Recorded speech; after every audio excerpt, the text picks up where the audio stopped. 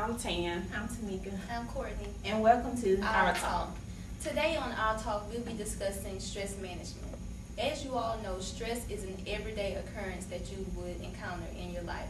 Tan, Tamika, and myself have learned that in order to effectively matriculate through an occupational therapy program, you have to come up with effective ways of coping with stress. For myself, that's physical exercise. I love to get on the treadmill and run, and whenever I do that, that helps to relieve some of the stress that I'm going through. And for myself, I listen to inspirational music, and sometimes I have to have meditation time, to get me through day to day. And for me, just playing this guitar. It's music. You didn't know that, did you? No, I didn't. Can you play us something? I am. Okay. That's what I'm doing now. Oh, That's what I'm doing now.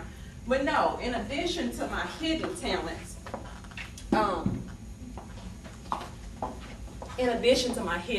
when I'm not playing that guitar, I think what gets me through a stressful day is prayer and meditation. We talked a lot about that on our encouragement piece, and I think it comes full circle even when you're talking about managing stress. Even if you're considering the spirituality concept independent of the encouragement piece, I think it's an important piece to have when dealing with stress, dealing with external factors that don't even have anything to do with what's going on inside the classroom. I think it's an important thing to incorporate throughout your daily life. So what do y'all think the most stressful semester was? For myself, I would have to say last semester. When we had neuro and physical dysfunction, also the same thing. And I'm sure everybody will be able to relate. We don't know how everybody else's curriculum is set up, but I think when you add in that neuroanatomy piece and trying to deal with everything else that's going on throughout your program, I think it's kind of heavy, especially if you don't have good time management skills. Yeah. And I think that's another important piece to add on into this managing your stress. Mm-hmm. Yeah. Another thing that I love to do, I have on my days, they're on Thursdays. Whenever I'm done with the week, I take that time, I go out to eat by myself, I might go to a movie, and that also helps me to just get away from school for a while, take my mind off of that, and once I finish, next day, Friday, I'm ready to start over again. That's good. I never thought about that. Yeah. You call it Treat Me Thursdays? I call it Courtney Days. Mm-hmm. Cool. Well, today we are going to bring in a special guest. She's going to give some expert advice about how to manage, how to deal with your stress, and just some healthy ways of incorporating some different techniques that closely relate to what you might be given that closely relate to some advice that you may have to give some of your patients on down the road. So today we'll have a special guest who will come and share some expert advice on how to deal with different types of stress and how to manage different types of stress. This is going to be important for you as a student to incorporate throughout your daily progression through your program, as well as on down the road as you begin to work with different patient populations. Regardless of whether you choose to work in a psychosocial setting, in a pediatric setting, or in a physical dysfunction setting, these types of techniques are going to be important for you to refer back to, for you to manage through different types of stress at work, as well as to educate your patients on how to use these techniques to deal with whatever they may be going through diagnostically.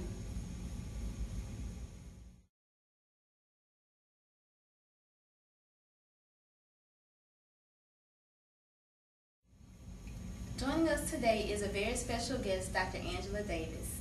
Dr. Davis is an associate professor of occupational therapy at Alabama State University. She received her Bachelor of Science degree in occupational therapy from Tuskegee University, her Master of Public Administration from Auburn University, and her Doctorate of Education in Educational Leadership, Policy, and Law from Alabama State University. Dr. Davis has served the occupational therapy profession on local, state, and national levels. She has been employed as an educator for 13 years. Her clinical practice is in the area of physical rehabilitative medicine. She is married to Henry Davis, and they have 3 children. So, Dr. Davis, we really appreciate you coming on to share some information with us today. You've already heard some things that we do to get through our different stress levels. Are there any additional techniques that you can share with us as well as our audience on how to get through this program successfully while at the same time healthily dealing with stress?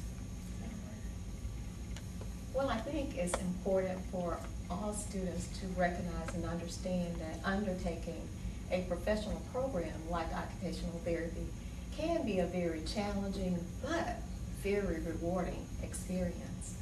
However, with that being said, many students do come to me and talk about the amount of stress that they sometimes encounter.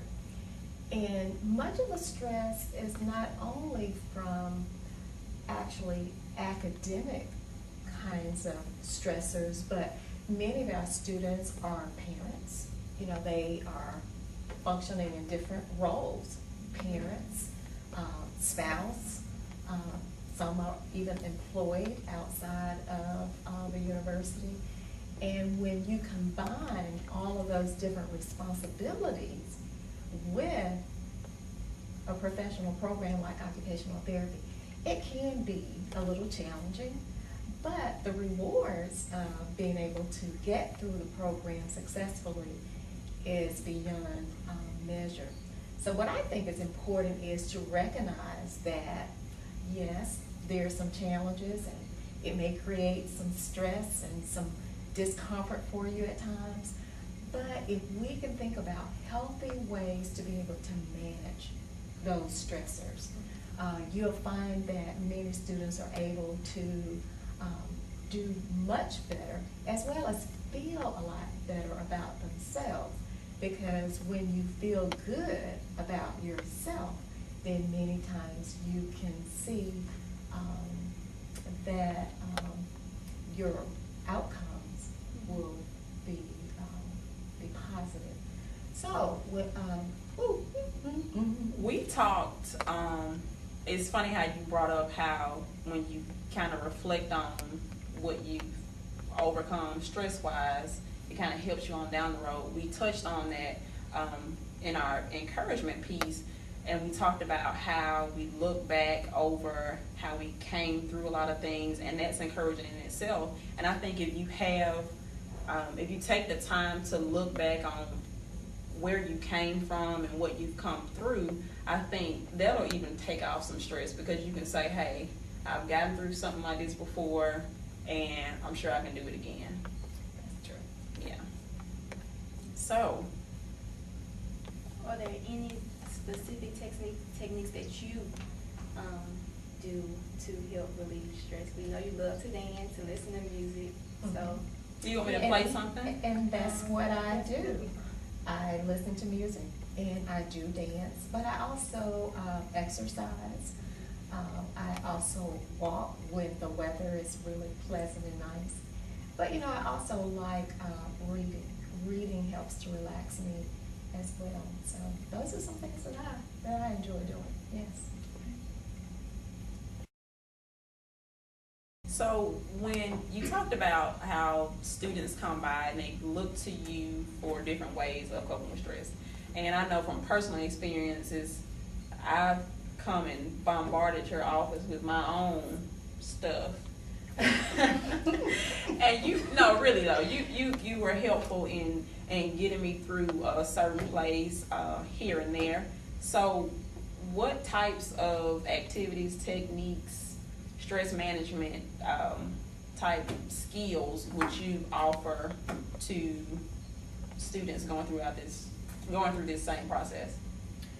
So, first, I really like to hear what may be troubling the student, because many times the problem or the issue will have a lot to do with the recommendation. What stress technique they might need to have. If it's a financial stressor, it could be that I might need to call the financial aid department and see if we can get a check process expeditiously. And once the student have those financial resources, then that stressor will go away.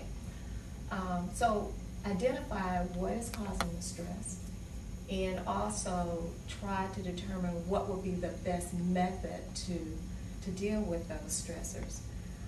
Sometimes students may come and they may talk about the multiple tests that they may have in 1 week, or the number of projects that are due in 1 week. So then we have to talk about schedule. How do we use your time efficiently? How long did you know you were going to have a project due? And so sometimes it might begin by looking at when tests are due, when exams are due, when projects are due, and then making out a master calendar, so to speak, so that you can see everything that is expected of you and the due date on which it is expected. So you pretty much take an OT process approach to each student and each student situation. Very good analysis. Very good analysis, yes. Yeah, I mean, because you look at, it sounds like you're looking at each student individually Absolutely. and kind of assessing needs on a case-by-case basis. So you talk a lot about time management, but what if you have somebody come in your office who, A, doesn't know how to manage their time well from jump, and B, is not really receptive to you saying, how long have you known, and why don't you make out a time management map? What are some alternatives to kind of dealing with stress and the stresses of, oh, I gotta do this on Monday, Tuesday, and Wednesday, and Thursday I gotta go right into this, and all day Friday I have to do this, and then Saturday I gotta deal with stuff at home. What other techniques are out there to kind of deal with and kind of de-escalate from being so stressed out and kind of freaking out about what's going on in your program and outside your program? I really have to go back to managing your time. That is absolutely critical. And also having that student to buy into the importance of putting 100% effort into the program. And once that person is able to make that full commitment, then they're going to be able to look at what is my contribution to this process. So if there are ways in which we can eliminate stress before it happens, then that is a good sign. So part of that process really is looking at evaluating your own personal time, how you are using that time. I also believe that you need to play a little bit. You need to have a little fun. All work and no play makes Tan a very dull girl. Absolutely.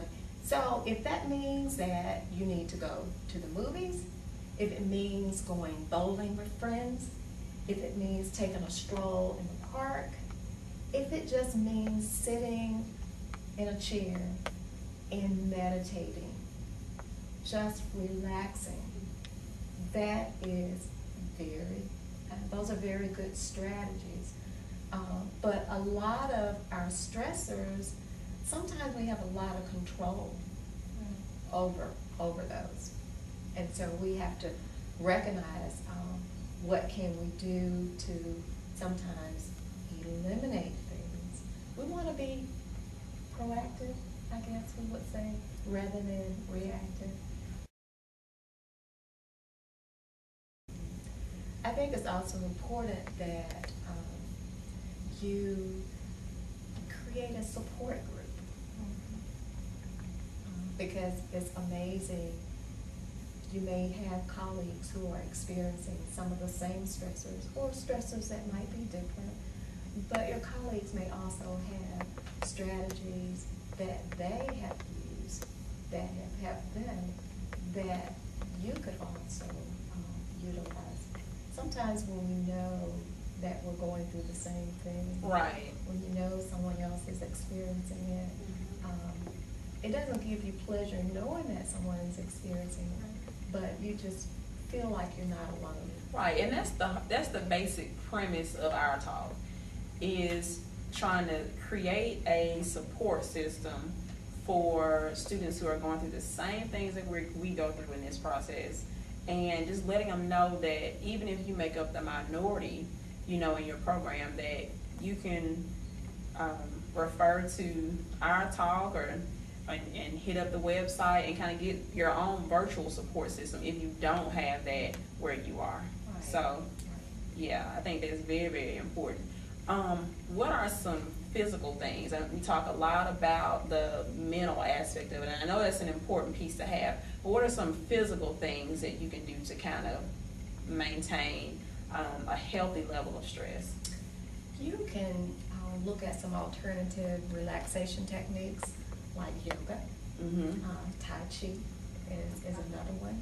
If you enjoy just physical activity, whether it is jogging or swimming or biking, playing tennis, those are some good physical activities to do as well. And also dancing. You know, there are a lot of videos out there that use dance as a physical exercise activity. So it can be a lot of fun.